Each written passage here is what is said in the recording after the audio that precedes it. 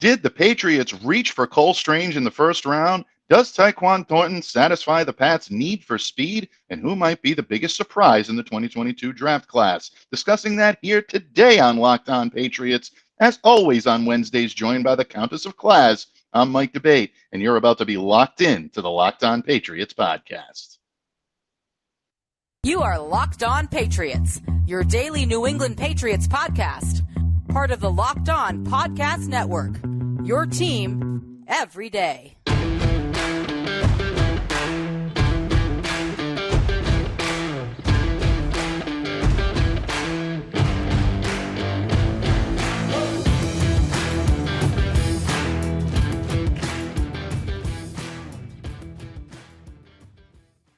Hello to all of you Foxborough faithful, and thank you once again for making Locked On Patriots your first listen every day. Remember, Locked On Patriots is free and available on all platforms. It is Wednesday. Happy Star Wars Day to all of you out there. And of course, if it's Wednesday, that means it's time to class up the place a little bit and add some class and pizzazz with the Countess of Class herself. I'm Mike Debate, your host of the Locked On Patriots podcast. I also cover your New England Patriots for Patriots Country of Sports Illustrated. Reach out to me. Let me know what's on your mind on the Bird app at MDABATENFL. And while you're out there showing some love to that Twitterverse, please be sure to follow the Locked On Patriots account as well at LO_Patriots. Of course, folks, I already gave it away that it is Wednesday, and we're still heavily into the NFL draft, breaking it all down, and who better to break it all down than the Empress of Tight Endage herself, the Baroness of Blockers, the Queen of TE, the Countess of Class, the Principal of Positivity. Folks, I can't keep track of all the names, and I'm sure I've missed one, but you know what? She is deserving of every single one of them. My esteemed lady of Locked On here every Wednesday. I am always honored. I am always humbled when she takes time out of her schedule to join me. The illustrious Claire Cooper joins me today. Thank you for joining me from across the pond. May the 4th be with you, Princess. Oh, well, yeah, my homage is, Princess Leia herself. So, yeah, I thought I'd do my best anyway. Well, it's looking good. It's definitely looking good. I like that. I like the homage. I like the word homage. Maybe we can incorporate that in. No, good stuff. Good stuff, folks. It is Star Wars Day, and don't worry, folks. My impressionist repertoire does not extend to the Star Wars universe, unfortunately. Really don't do a good Darth Vader. You want to talk sci-fi? Pirates of the Caribbean, I can do a lot of characters in that. I'm not going to do them today, folks. It's not the time or the place. We'll wait for Talk Like a Pirate Day when that comes down. Yes, there is a National Talk Like a Pirate Day. It's in September. Claire will be my guest that day, whether it's Wednesday or not. We're going to have her on because she's the only one that giggles at this stuff when I do it. Folks, we're off to a fun start already. And Claire, I know over the weekend your eyes were glued, as all Patriots fans were, to the 2022 NFL Draft. 17 new members of the Patriots fold are in Foxborough. Actually, it's 18 now, believe it or not. 10 through the draft, obviously. That's going to be our focus. Undrafted free agents we're going to talk about a little bit later in the week when Steve Balestrieri joins me here today. Or not today. They're going to join me in a little bit. Folks, still early. Coffee's still kicking in here. But everybody is talking primarily about the Patriots' first-round draft choice, Cole Strange out of the University of Chattanooga.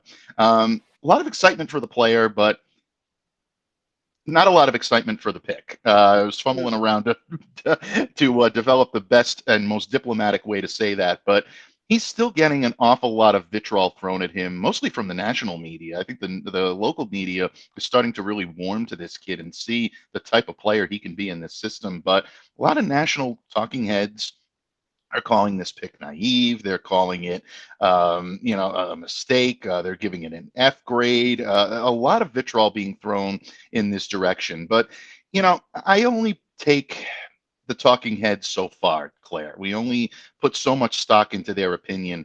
I'm more of the ilk. Let's go to the source. Let's talk to the people that have watched this kid play, that have coached him, that have done what they need to do to make sure that their opinion is valid, to say, He's ready for the NFL. And I went straight to the jugular yesterday. I had the opportunity to speak with Coach Rusty Wright of the University of Tennessee, Chattanooga, in an exclusive for Sports Illustrated. You can check that out. That's on the site right now. There will be more information on that and actually more, details on that later this week on Locked On Patriots. So stay tuned, because that will also be a part of our weekly coverage here on Locked On. But the thing that I came away with from that interview about Cole is that Cole Strange is, in fact, ready to play. It's not just a matter of his being ready to play on the field, which Rusty was very complimentary about his skill set and being able to play multiple positions, really complimentary about the way he's going to be able to fit in at guard for the Patriots. We're assuming it's going to be at left guard, but also the leadership qualities that he has, taking the team on his back, not really wavering from the moment, never letting the moment get too big for him. That's so important when you're a New England Patriot. One of the reasons why I think Mac Jones succeeded so much last year. Mm-hmm. When you look at Cole Strange, because you see things us mere mortals don't see, Countess, and I hold your opinion in very high regard. You always giggles when I say that, folks. I really do hold your opinion in high regard. That's why you're here. When you look at Cole and you look at the evolution of what Patriots linemen usually go through, and you see this kid's makeup, what he's done in college, what's your opinion? Do you feel that they reached in the first round and maybe left some dynamic talent on the board when they maybe could have gotten Cole in the second or third round? Well, this is the thing, isn't it? As you mentioned, you like the player, but not the pick. I think the most common feeling at the moment, probably in Patriots Nation, is that the Patriots took maybe a second round guy in the first round. And that's kind of the sticking point. But there's plenty of reports that, as you said, have come out to say that he's the guy that they really wanted, and they were looking to try and move out of the first round. As I said, it's just scuttlebutt. It's just what I hear from the people that hear. It's difficult to say if they needed to pick in the first round. It had to happen. As I said, there's been mention that they were trying to trade out and they couldn't find a trade out partner. Now, a lot of us fans are like, yeah, but there was more talent there, as you said, that they've missed, that kind of thing. But obviously the Patriots knew that this was the guy that they wanted, and for whatever reason, they the other guys, and they wanted to take their top choice, and that was him. Maybe it's a bit earlier than projected, but this is the other thing. Who's to say that these projections, are that correct anyway? Of course, there's a lot of analytics and there's a lot of smarts involved. But at the end of the day, players go higher than they're projected. They drop more than anticipated. That sort of thing. There's things that we don't find out until later on. I mean, right. Murph's favourite, Nakobe Dean, he was a very top player. And I'm not saying he's not a top player, but things sort of came out in regards to more injuries. And this reduced his draft stock. There's things that we don't know, as you said, as us mere mortals don't realize, don't know about, that these underlying things that could be why. There's also kind of the rumors around that Strange was a top lineman and he was going to be sought after, but he was going to be sought after in the second round. I mean, I've even heard it speculated. Now, this is just, as I said, this is just rumor. This isn't things that I've seen properly reported. This is just social media kind of chitter chatter.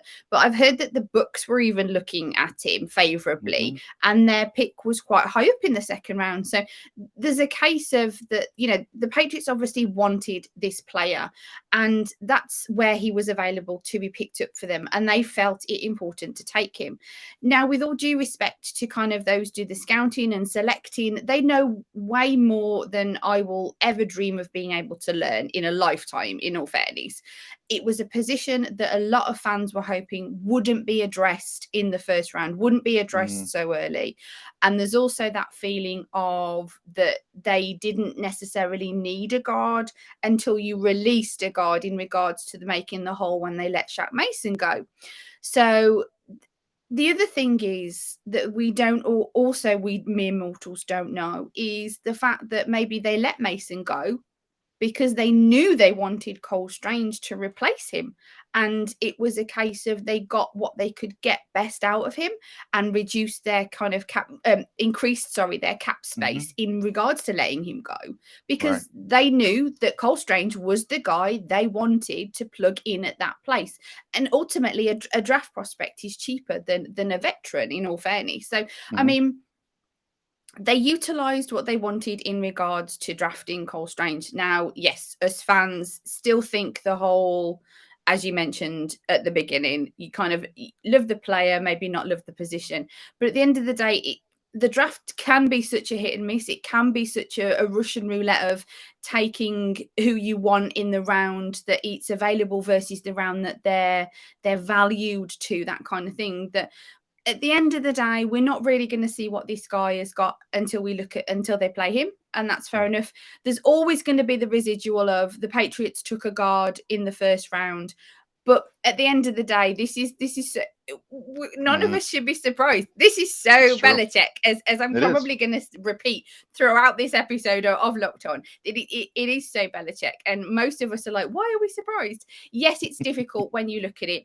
There was some top talent that we see there, and he didn't take it, or they didn't take it, however you want to phrase it. And we're always kind of going to be questioning of that. But at the end of the day, it's the team that we support, and who are we to sort of question in a way? They know their stuff. We like to be passionate. We like to question it. We like to kind of root for the guys that we think are going to be better. But at the end of the day, they took Cole Strange, and it makes for a really, really cool 69 jersey. So silver linings, folks. That's it. That is it. And yeah, you're absolutely right on the jersey. I think that is going to be a bestseller. I think it's going to be sold out by the time they start to get these. If for no other reason, people are just going to love walking around with Strange 69 on their back. I mean, who wouldn't? But at the same time, I really think that New England Patriots fans are going to embrace Cole Strange in a way that we've seen them embrace linemen here before. Logan Mankins had a big cult following, and he was very similar to Cole Strange. Had a second round grade on him. A lot of people thought the Patriots reached on him coming out of college. Smaller school, not really a big time program, but Logan came in and proved himself to be invaluable to this team, and now he finds himself nominated for the Patriots Hall of Fame. And I said here last week, I'm not saying that's going to happen with Cole. We don't know that yet. Way too early, and that's a lot to place on the young man's shoulders. But to sit there and to say that he is not going to be able to have an impact, or that this is a naive pick, I think it's probably a little naive of them to say it. I think it's really more about headlines at that point than really drilling down and looking at what this pick means for the New England Patriots. So excellent insight. I'm sorry, go ahead. I can see why fans feel like they do. I felt like all the other fans did at the time of, really, we took a guard in the first round. But I mean, I still try and look at it as Mac Jones is your biggest commodity, being the quarterback. And at the end of the day, yes, he needs guys to throw to. I know all those arguments, and I am not disrespecting any of them. They're all correct. He does need wide receivers to throw to. He needs those weapons, as people like to call. But at the end of the day, the kid isn't going to get the ball out if he's flat on his back. And I have said this over and over and over again on this show in different topics when we've discussed them. I'm a big O-line girl. I am big into my O-line guys. I like those big, strong, tough guys at the front protecting our little Mac Jones. I like it. I mean, that no disrespect. I know Mac Jones isn't little, but I'm all for O-line, so I can see why they want to make sure that O-line is as strong as possible. Mm-hmm. And in all fairness, if this is what's going to make it, this is what, if Cole Strange is who makes your O-line great, then we're going to reap the benefits in the future, hopefully, sort of touch wood, that kind of thing. And I know it's not a sexy pick, and I know people say you want a guard away from the Super Bowl. The amount of times I have heard that recently, and it's not untrue, but you are an O-line away from a Super Bowl if you've got a quarterback who can't get the ball out because he's kind of sitting on his butt all the time because he hasn't got the time. He hasn't got the, to get the ball out to those weapons that we so need. So yeah, I fully sympathize with the rest of the fandom of, it was a reach and it was a guard in the first round. But at the end of the day, when Mac Jones can get the ball out to Jacoby Myers and stuff like that, then maybe look at Cole Strange and think, okay, maybe he wasn't such a bad pick in the first place. Yeah. It's true. And I think a lot of people are going to view that. And I know there's some internet sleuths out there, social media sleuths, I like to call them, that think that they've uncovered the Holy Grail in a couple of clips from the Senior Bowl, where maybe Cole is getting beat a little bit by Travis Jones, who's the third-round pick of the Baltimore Ravens, defensive lineman, phenomenally talented player. And they think that this is a microcosm of what his career is going to be like. That's it. 2 clips from the Senior Bowl. Kid hasn't taken a snap in the Wow, NFL yet. really? Yeah, that's it. Time to throw this pick away and just chalk it up and then let's hang Bill in effigy. But bottom line, and Rusty pointed this out to me yesterday, Coach Wright of Chattanooga. In each of the instances where he's being beat, he held his block for over 3 seconds, which is still impressive for a rookie, for someone who is going against a player that he's not going to be matched up against in NFL competition, and he still held his own for over 3 seconds. What's the average time that Mac Jones is able to release the football, folks? 2.83 seconds. If he can hold off that blocker for that time, and that's his average, Cole Strange is doing his job. So relax, don't worry, don't buy into the hype on this. Give the kid a chance. I'm not saying you have to embrace him before No, you've seen that's him fine. on the field, but it's also not enough to condemn him. And I think a lot of the condemnation that's coming out there is just headline chasing. And I think that's kind of disingenuous. Claire, we're not disingenuous here on the show. We always try to provide the wisdom and counsel the way only we can. The class and pizzazz is all on this side of the screen, folks. But today's episode is brought to you by our good friends who add class and pizzazz to every special lady of your life's life, and that is our friends at BlueNile.com, who proudly sponsor the show today. You can celebrate all of life's special moments with BlueNile.com, especially with Mother's Day coming up.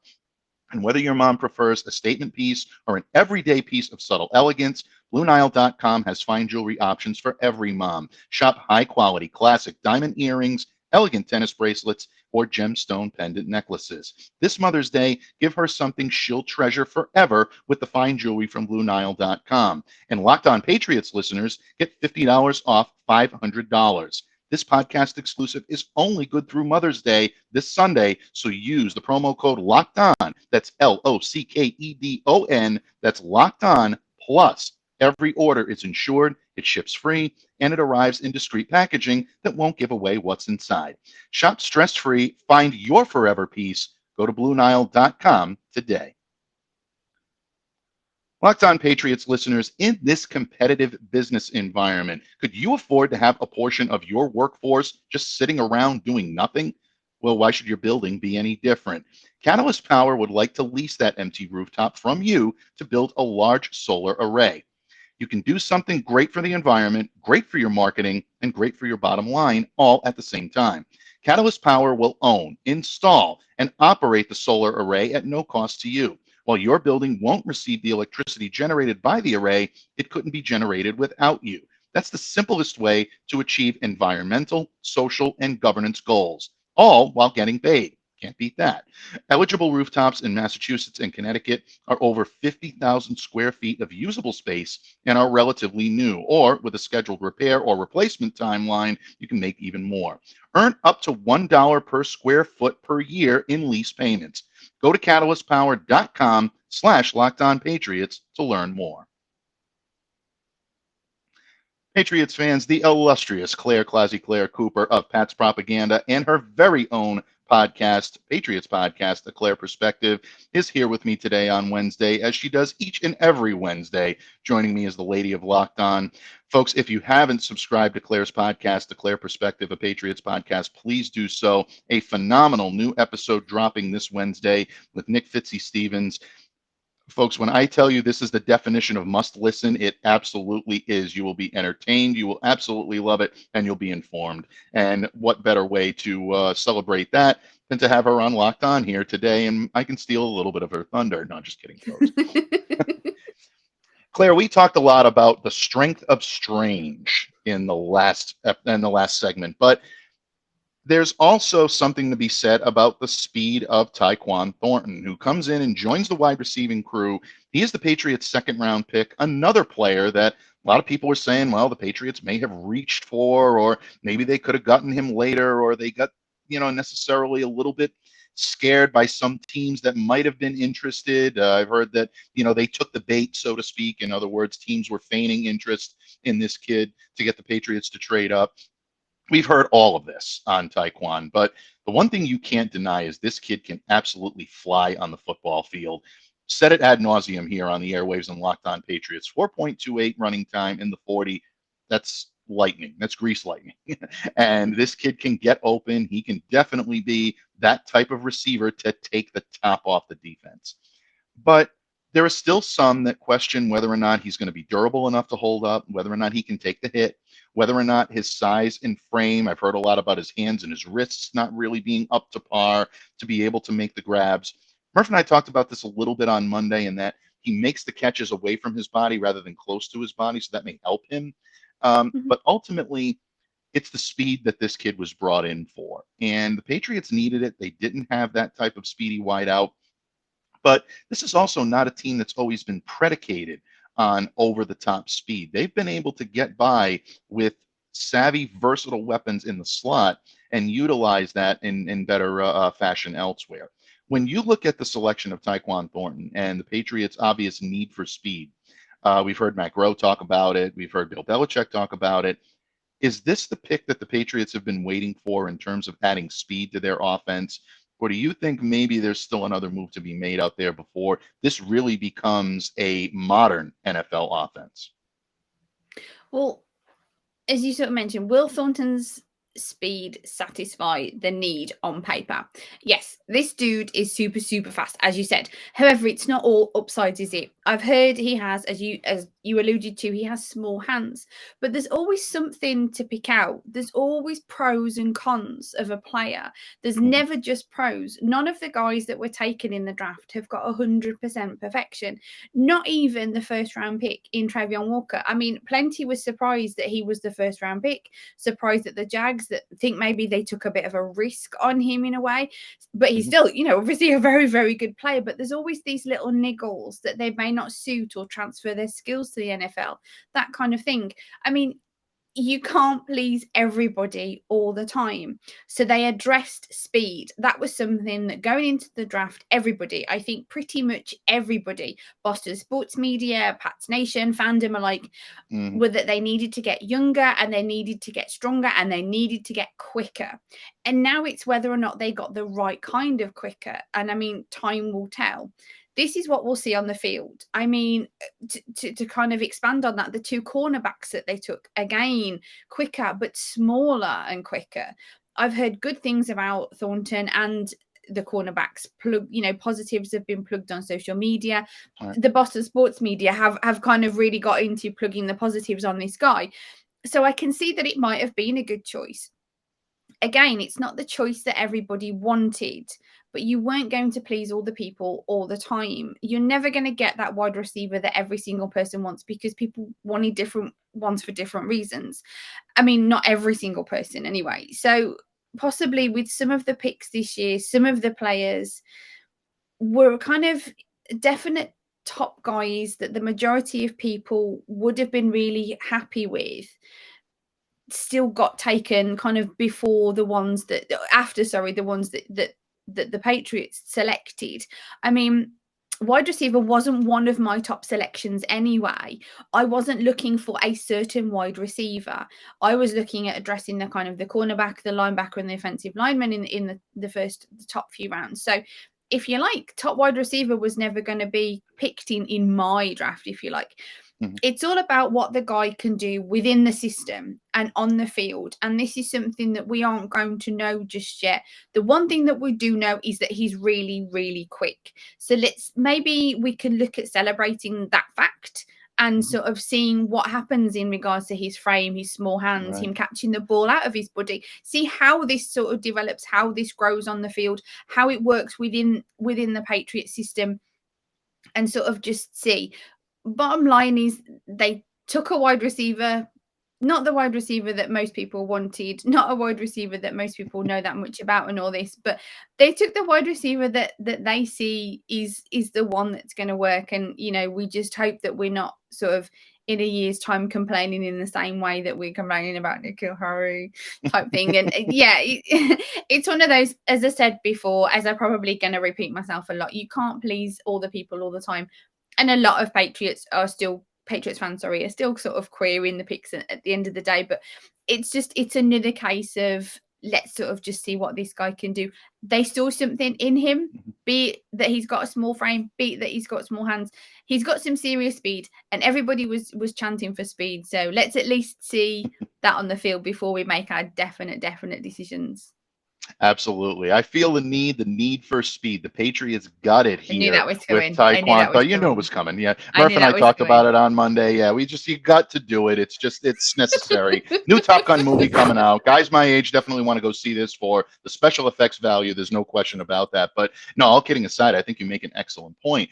This is something where you have to take the good with the bad. And yeah, maybe he wasn't the top wide receiver on the board on a lot of people's big boards for the New England Patriots, but he does satisfy that need. And regardless of what you're looking for, sure hands, Jacoby Myers is some of the surest hands in the league.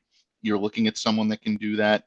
I would have liked to have seen maybe a little bit more versatility in the slot, but I think Myers and Henry McKenna of Patriots Touchdown Wire of USA Today really made, I think, a very good point earlier this week in that everybody that's clamoring for a slot receiver for the New England Patriots forgets that Jacoby Myers is on this team, and he is very good in the slot and good at being able to play that. Maybe he doesn't play it the same way that a Julian Edelman played the slot here in New England for a number of years, or even a Troy Brown, but it doesn't mean that because he plays it a little bit differently that he's any less effective or any less capable of being able to give the Patriots what they need. Nelson Aguilar can give them that speed over the top as well.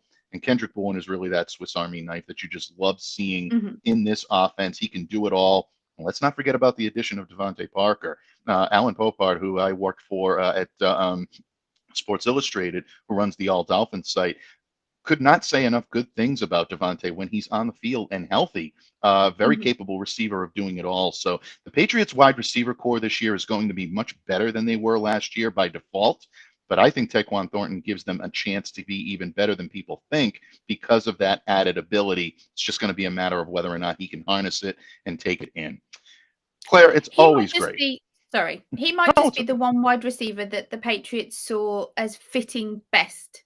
He might not have been the top wide receiver at that pick, that kind of thing, but he might have been the wide receiver that the Patriots saw enough of or enough in to say that he fits the best. He'll fit in the best so we can get the best out of him. He might not have been initially the best one that they thought that people think, but if you can get more out of a guy who's kind of a grade B, if you like, but you've got a guy who's a grade A, but you can only utilize him to a C. What's the point? You're wasting talent, kind of thing. So they may have just taken the one that they see as being the best in their system, the best with their other players, the best complement to the rest of the Patriots team. So, but obviously we're not going to see that because we don't know. So they may have taken the best receiver for them. Right. Time will tell. Yeah, time will tell. And, they satisfied a need at wide receiver, definitely satisfied a need at offensive guard. We talked about Cole Strange earlier here. The New England Patriots are filling holes on their roster. And I understand, and you said this very eloquently, that some of the fan base is going to continue to wonder whether or not the Patriots may have reached for him or left talent on the board. That's still a valid argument. I'm not going to disagree with you at this point. It's way too early. But at the same time, if these picks end up hitting on all cylinders, then you have to look at this draft and say, well, you know what? Regardless of what was left out there, the Patriots got their guy. I don't know how you label this an unsuccessful draft if these players are successful on the field. But these are the Patriots' flagship players, if I can throw that term around.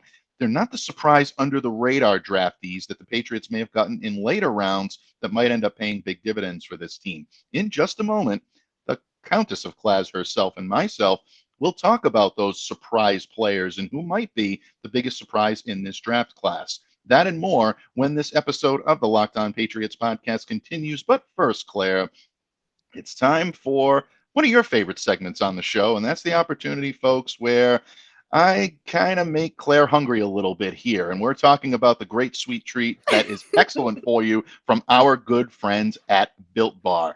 Built definitely provides some of the greatest products out there when you're craving a sweet treat, but also something that's good for you, high in protein with less sugar and less calories than a candy bar. always reach for a Built Bar. And Built Bar now has granola bars out there. That's right, folks. Check out Built.com and check out their selection of granola bars. Chocolate coconut, chocolate peanut butter, and white chocolate berry. Folks, I can tell you these are delicious, along with all of the great products that they put out. Some of my favorite traditional Built Bar flavors. We know about the peanut butter brownie, mint brownie, kind of reminds you of a Girl Scout cookie. Always good stuff and always great for you. High in protein, but less sugar and less calories and all the taste. That's the key here. Built Bar is able to take a product that is absolutely delicious and make it good for you. I don't know how they do it, but they do it. So do yourself a favor. Don't delay. Do it today. Visit Built.com and enter the promo code LOCK15 to get 15% off your next order. That's LOCK15 promo code at Built.com. Patriots fans, once again, the illustrious lady of Locked On joins me here today to, I don't want to say, smooth out the week, but she always brings that midweek wisdom and counsel. As I like to say, she adds the class and pizzazz here on Locked On Patriots. And Claire, we've talked about the strength of Cole Strange. We've talked about the speed of Taquan Thornton, but the Patriots also made 8 other picks throughout the course of the weekend, including another day 2, Marcus Jones, cornerback out of the University of Houston. Big upside there. I really like the way this kid's put together. And then, surprisingly, making all 7 picks without making a trade on day 3 on Saturday, and made for a busy day covering the team that day. There's no question about it. But at the same time, the Patriots also continued to stockpile talent at positions of need. When you look at the Patriots' day 3 haul on Saturday, and you look at the 7 picks that they've gotten, including Marcus Jones, I don't want to exclude him. I don't know if I necessarily consider Jones a surprise because he's a day 2 pick, and third rounders usually are counted upon to be a player that really is productive, at least in their rookie year going forward. When you look at potential surprises, maybe under the radar players that the Patriots have brought in, who catches your sharp eye in this draft class? Well, this one, this is maybe not going to be my sharp eye, but we'll see. We'll go with this one. I think the whole draft selection was a bit of a biggest surprise, really. I mean, yeah, other than Cole Strange in a way, I think maybe he was the biggest shock for everyone. But I mean, I feel maybe for most of us, the fans anyway, a lot of the names were names that we maybe really didn't know that well, that kind of thing. So I mean, I'm sure they're all very good, but they weren't just kind of really necessarily on our radar, so to speak. So I really think it might be difficult to pinpoint just one. As we aforementioned, the wide receiver wasn't the wide receiver that people were sort of, I want to say, expecting, but maybe it's less of an expectation and more of just hope. I mean, we spend time watching, researching, and whatever these draft prospects and rooting for them. So maybe it wasn't necessarily what we were expecting the Patriots to take. More so, it was just people hoping that they take them because they could see something good in that player. I mean, I think it's difficult for me to personally narrow it down to one.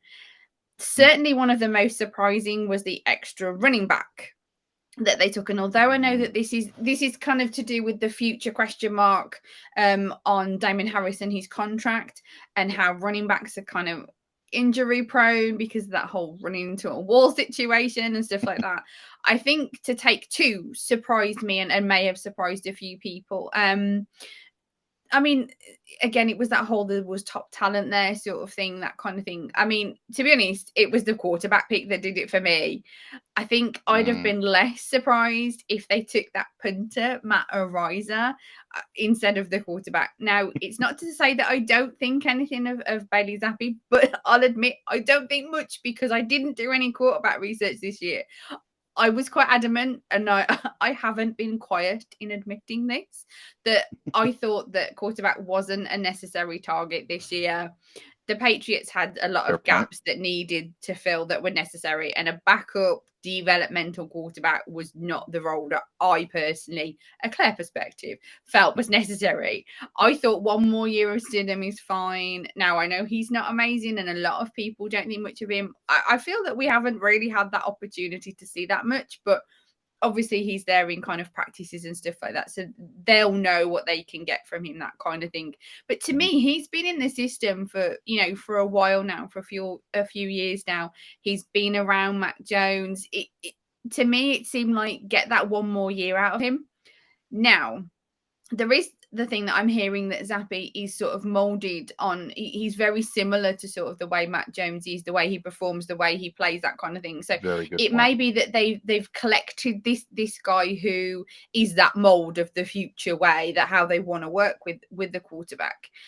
And obviously next year this kid wouldn't be available, and maybe there's no one coming out of college that sort of fits that Patriots quarterback mold the way that Zappy does. So I have to understand that when you put it down on paper like that, he makes a lot of sense, and I fully appreciate that. For me personally, as I said, from my perspective, that was the most surprising. Now, I don't necessarily believe he would be the most surprising for everybody. I've got dear friends that have said that they were fine with taking a quarterback and they expected a quarterback about the sort of range that they took Zappy anyway. I argued with them that it wasn't necessary. I'm still not convinced that it is at this stage. But like I said, Patriots guys who make these choices have forgotten more about football than I could ever hope to learn in my lifetime.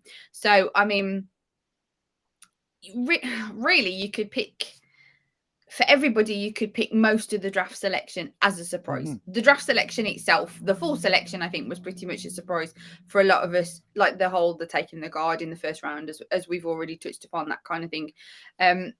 And it's the history of Belichick. It's we should learn by now, really, that this is how it goes. This is how it goes on draft, in all fairness. He takes all the ones that we're like, who, what, why, where, and he just know, and it's his thing. But bottom line, if you want me to pick one surprise, I'm sorry, I'm not keeping my sharp eye as such on this guy. I don't necessarily think he's a diamond in the rough or anything, because I know that's kind of where you're alluding to. Now, I'm not really sure that this is the guy that they've taken who's going to be outstanding. It's the guy that I was like, what? Really? A quarterback? Do you have to do this to me right now? This was the most surprising for me. I think, as I said, I would have genuinely I'd have put money on them taking the punter over them taking the quarterback. I kind of hope to be proven wrong, because, like I said, I see that there might be something good in this kid. He works the kind of Patriots way. He's very similar to Matt Jones. So he creates a brilliant continuity in regards to kind of practice field, off field, whatever you want to call it, process, that kind of thing. Using a guy that works the way that Matt Jones does. Yeah, it makes a lot of sense. And this is why they get paid the big bucks, and I really don't. And that's fine. That's why I'm sitting here, in all fairness. But yeah, so for me, the biggest surprise was the quarterback. However, I know that's not naturally what probably most people will think. But I think this draft in a whole was a pretty much a big surprise for most of Patriots Nation. Yeah, I agree with you. First of all, don't sell yourself short. I think they should be paying you the big bucks, because I think that was excellent insight. You answered my question perfectly, and I do agree with you. I think Bailey Zappi, excuse me, was the surprise pick of this round for the New England Patriots, because all of the needs going into this draft, nobody mentioned quarterback. Everybody figured, well, they're well set. They've got Mac Jones at the helm. They've got Jarrett Stidham as his primary backup, and they got Brian Hoyer coming back, who's probably going to be more of a mentor than anything else. But Brian can take snaps. He's done it before. He's a capable quarterback in the NFL. He's definitely lost the step. We would rather he didn't, absolutely. And I think, Brian would probably be the first to admit that if he's playing large minutes into a game, then that means something's wrong with Mac, and that's not something that he wanted.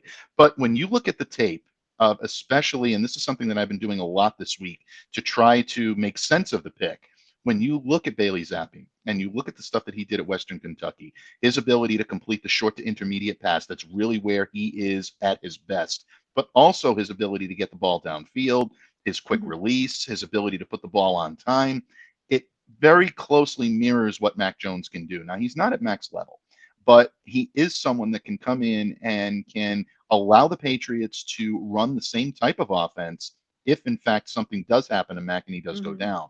I don't think Jarrett gives that same like for like, and I think they worried about that fit between these two guys being the type of quarterback that can really help lead this team and keep continuity. Because don't forget, you've got a new offensive coaching staff there. You don't have Josh McDaniels to maybe cover things that these guys are not going to be able to do. And when I say these guys, I mean Matt Patricia. I mean, Joe Judge coming in, Bill Belichick as well. So you're going to need that continuity on the offense, especially at the quarterback position. And I think Bailey Zappi comes in and is able to do that a little better than Jarrett. Now, that's not to say that Jarrett's not a good NFL quarterback or that he can't succeed. I do believe he'll probably go elsewhere, and I think he can be a capable backup in the NFL, even making spot starts at the time. I like Jarrett. I really do, and I wish him well no matter where he goes. But at the same time, I also think that Zappi is a better fit for this offense, and I think it does make sense. Now, did the Patriots necessarily need to do it then? I mean, that's up for debate. Maybe they needed to because he wouldn't have been on the board. I agree with you. I think Ariza was someone that the Patriots did kind of zero in on. Our good friend Phil Perry said during the draft, if you heard a loud crash coming from one Patriots place, it was after the Bills picked up Matt Ariza as their punter. I don't think that sat too well with the front offices in Foxborough, so we'll see. But I agree with you. He was definitely the surprise pick of this draft. But in terms of diamond in the rough, you mentioned the running backs, and Kevin Harris obviously was a big surprise with the Patriots stockpiling. There's upside to Kevin, and I really would love to see him. I can't wait to watch him during training camp and during mini camp and see what this kid can do. But the guy I'm excited about as a day 3 pick, and I talked about this with Murph on Monday, is Pierre Strong Jr., South Dakota running back. Just really, I think, such an amazing, opportunity for him to come in here. Again, you want to talk speed? This kid's got speed too. He ran the 40 in 4.37. That is very fast for a running back of his ilk. He moves with such ease in between the tackles. Go and watch some film on this kid, folks, right on YouTube. You can definitely use it. Just fluid movement, and something that I think the Patriots are going to be able to utilize. He's got great patience when waiting for his hole. He waits for the seam, and when he finds it, he explodes into it. And this is something that I think can really make him a very good running back in this system. You mentioned, Harris and Stevenson obviously are at the top. James White is your third down option, but this kid has the ability, I think, to be a very strong contributor in this offense. And who knows? Damian Harris's contract is, that situation is coming up. The Patriots need negotiating tactics. They've never been a team that's been over the top in paying running backs. I don't know, maybe that doesn't continue this time, and maybe that's why they brought guys like Kevin Harris and Pierre Strong in. But I would love to see what this kid can do. As a backfield receiver, needs a little bit of work, but he's done that. He's capable of it. Just more like skills, just more like sharpening of the skills rather than ability. I think he has the ability. He just needs to sharpen the skills a little bit at that. But who knows? Maybe the Patriots have found their future third back of the future. And if they do, and they actually keep Damian in the fold, and you've got guys going forward like Damian Harris, Ramondre Stevenson, and now Pierre Strong Jr. when James White does indeed hang him up, it's going to be fun to watch the Patriots running game for many years to come. Claire, what can I say? The wisdom and counsel meter, we don't even have it anymore. The needle broke off a long, long time ago. No, all kidding aside, folks, really, it is always my honor. It is always my privilege for you to join me here on the Locked On Patriots podcast each and every week. Wednesdays are always a fun day here because, like I said, the Countess herself brings that medium, that virtue that lies in the middle. She provides it, and she provides it the way no one else can. Before I let you go, Claire, please let all of our listeners know where they can find you, interact with you, and where they can consume your amazing work, both in pen and in voice, and what you have coming up in post-draft coverage for our New England Patriots. Well, thank you very much, Mike. It's Wednesday. Where else would I be? So, as Mike alluded to, my podcast, A Claire Perspective, the podcast brought to you by fullpresscoverage.com. Episode 31 dropped today, Wednesday morning. So that is with the lovely Nick Fitzstevens. So that was a good laugh. So I do encourage you, please go out and listen over to that and rate, review, and subscribe and all that kind of stuff that you're supposed to do on podcasts. Pat's Propaganda is where you'll find my written work. I did... Now, obviously, kind of all done with. I did some draft prospect pieces, so that's kind of done and dusted now. And Tom's going to do his kind of he's drafted some up. So just keep an eye on Pat's Propaganda. Not 100% sure what's coming next, but you will find some stuff on there. So keep an eye on patspropaganda.com for myself and Tom Shaw Mellors' work on there. So and always, each and every week, day in, day out, you will find me with Steve Ballestori, Thomas Murphy on One Patriots Place, courtesy of e2gsports.com. So our show went out yesterday, as it always does, and it will go out next week. So we had the lovely Evan Lazar, bless him. So we had him yesterday. So yeah, keep your eyes peeled on that. So if you want to hear me, you'll find me somewhere. But please do go and check out A Claire Perspective, the new episode 31 with the lovely Nick Fitzstevens. Absolutely, folks. At all. Definitely consume it, enjoy it, and you will definitely be enriched by it. Anytime that Claire puts her name or her voice or her pen to something, you know it's going to be great. The great stuff over at patspropaganda.com. Check out all the great writers that they have over there as well. And of course, on One Patriots Place with our two good friends, the Count of Murphy Fisto himself, the legendary Thomas Murphy, and our resident voice of reason, Steve Balistreri, who will be joining me here on Locked On Patriots tomorrow, folks. But in the meantime, we definitely, I thank my good friend here for joining me today on Locked On Patriots. Folks, please check out A Claire Perspective, a Patriots podcast. Again, her performance with Fitzy is absolutely great. I'm rocking the Scally cap. You notice that comes out every now and then. Fitz, I'm telling you, I am not trying to steal your thunder. This is an homage, my friend. We started off by saying homage. I'm going to end it by doing that. Seriously, hats off to you, and great work as always, Fitz. We definitely love you, and that's a great thing. But Claire, we look forward to next Wednesday here on Locked On Patriots, as we always do when Wednesday's show ends. We already can't wait for the next one. But folks, in the meantime, thank you very much for continuing to make Locked On Patriots a daily part of your New England Patriots coverage, and hopefully your first listen every day. If you haven't had the chance to do so, please smash that subscribe button on YouTube. Close to 500 subscribers in less than a month, folks. I can't appreciate you enough. And thank you enough for continuing to listen. We always welcome your feedback, good, bad, or indifferent. We're not perfect. We look forward to servicing you and giving you the best Patriots coverage we possibly can. So let us know how we're doing in the comments section. In the meantime, continue to stay safe, stay well, be the change that you wish to see in the world each and every day. Have a great day, everyone. On behalf of the Countess of Class herself, I'm Mike Debate. Thank you so much, everyone.